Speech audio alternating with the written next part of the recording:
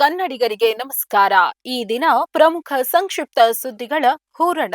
ನೀವು ನೋಡ್ತಾ ಇದ್ದೀರಿ ಬಿಬಿ ನ್ಯೂಸ್ ಕನ್ನಡ. ನಾನು ಅಕ್ಷತಾ ಕುಲಕರ್ಣಿ. ಬಿಎಂಟಿಸಿ ಬಸ್ಗೆ ರೈಲು ಡಿಕ್ಕಿ ಹೊಡೆದಿರುವ ಘಟನೆ ಬೆಂಗಳೂರಿನ ಸಾದರಮಂಗಲ ಬಳಿ ನಡೆದಿದೆ. ರೈಲ್ವೆ ಪ್ಯಾರಲಲ್ ರೋಡ್ನಲ್ಲಿ ರಿವರ್ಸ್ ತೆಗೆದುಕೊಳ್ಳುವಾಗ ಈ ಘಟನೆ ಸಂಭವಿಸಿದ್ದು, ಅದೃಷ್ಟವಶಾತ್ ಬಸ್ನಲ್ಲಿ ಪ್ರಯಾಣಿಕರು ಇರಲಿಲ್ಲ. ಇದರಿಂದ ದೊಡ್ಡ ದುರಂತವೊಂದು ತಪ್ಪಿದಂತಾಗಿದೆ.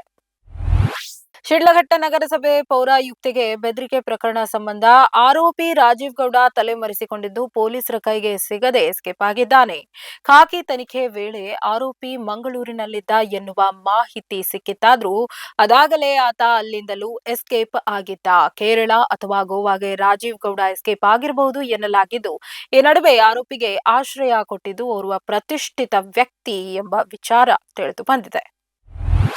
ಉಡುಪಿ ಜಿಲ್ಲೆಯ ಕೋಡಿ ಬೇಂಗ್ರೆ ಬಳಿ ಪ್ರವಾಸಿ ದೋಣಿ ಮುಗುಚಿ ಬಿದ್ದಿದ್ದು, ಮೈಸೂರಿನ 28 ಬಿಪಿಒ ಉದ್ಯೋಗಿಗಳ ಪೈಕಿ 4 ಗಂಭೀರವಾಗಿ ಅಸ್ವಸ್ಥಗೊಂಡಿದ್ದು, ಆ ಪೈಕಿ 2 ಸಾವನ್ನಪ್ಪಿದ್ದಾರೆ.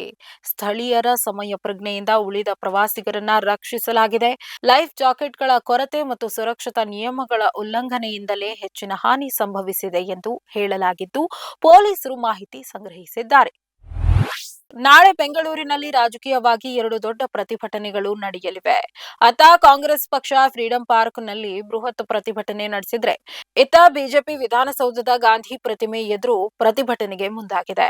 ಎರಡೂ ಪಕ್ಷಗಳು ಒಂದೇ ದಿನದಲ್ಲಿ ರಾಜಭವನ ಮತ್ತು ವಿಧಾನಸೌಧದ ಸಮೀಪದಲ್ಲಿ ಧರಣಿ ನಡೆಸೋದ್ರಿಂದ ರಾಜಕೀಯ ವಾತಾವರಣ ತುಸು ಉದ್ವಿಗ್ನವಾಗಲಿದೆ. ಕಳೆದ 2.5 ವರ್ಷಗಳಿಂದ ಅಧಿಕಾರದಲ್ಲಿದ್ದರೂ ರಾಜ್ಯದಲ್ಲಿ ಯಾವುದೇ ಅಭಿವೃದ್ಧಿ ಆಗಿಲ್ಲ ಎಂದು ಕಾಂಗ್ರೆಸ್ ಸರ್ಕಾರವನ್ನ ಬಿಜೆಪಿ ರಾಜ್ಯಾಧ್ಯಕ್ಷ ಮತ್ತು ಶಾಸಕ ಬಿವೈ ವಿಜಯೇಂದ್ರ ಟೀಕಿಸಿದ್ದಾರೆ.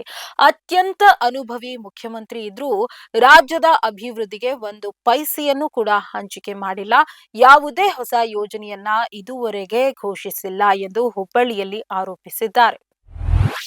ಬಾಂಗ್ಲಾದೇಶದಲ್ಲಿ ಹಿಂಸಾಚಾರ ಮುಂದುವರೆದಿದ್ದು, ಹಿಂದೂಗಳ ಕೊಲೆ ನಡೀತಾ ಇದೆ. ಬಾಂಗ್ಲಾದೇಶದ ನರಸಿಂಗಡಿಯಲ್ಲಿ ಮಲಗಿದ್ದಾಗ ಚಂಚಲ್ ಚಂದ್ರ ಭೌಮಿಕ್ ಎಂಬ 23 ವರ್ಷದ ಹಿಂದೂ ಯುವಕನನ್ನ ಅಂಗಡಿಯೊಳಗೆ ಸುಟ್ಟು ಹಾಕಲಾಗಿದೆ.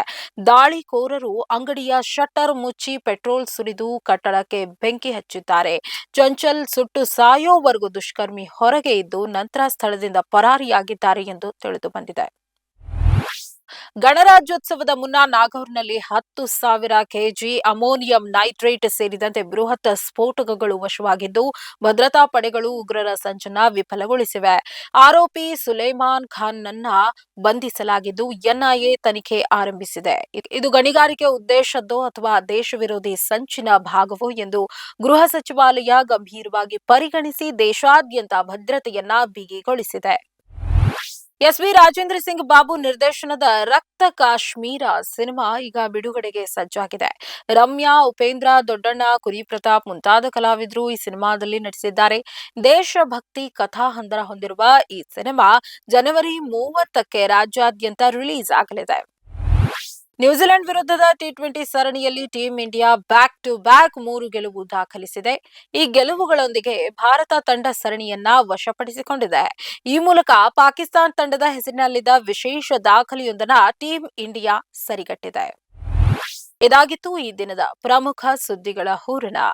ಸಮಗ್ರ ಸುದ್ದಿಗಳಿಗಾಗಿ ಸದಾ ಗಮನಿಸಿ ಬಿಬಿ ನ್ಯೂಸ್ ಕನ್ನಡ. ಇದು ಕನ್ನಡಿಗರ ಪ್ರತಿಧ್ವನಿ.